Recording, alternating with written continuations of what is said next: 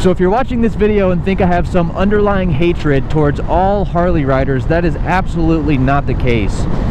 I fully support riding your own ride. Every motorcycle has its own purpose, but this guy was just being plain stupid and putting other people at risk, so I'm gonna put him on blast.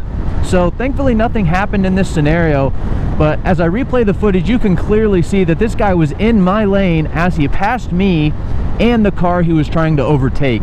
So I don't know if he just turned the corner and didn't see me, but he tried to overtake that car pretty soon without really certifying that there was nobody in the oncoming lane. Like, what if that was another car and you had maybe a foot or two at max to squeeze through, or that car hits you and you're dead?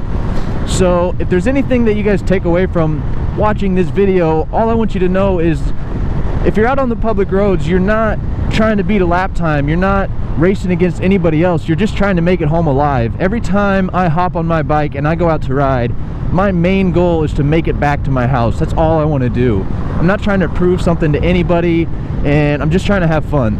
So thank you guys for watching this video. I hope you might have learned something, and until next time, stay safe.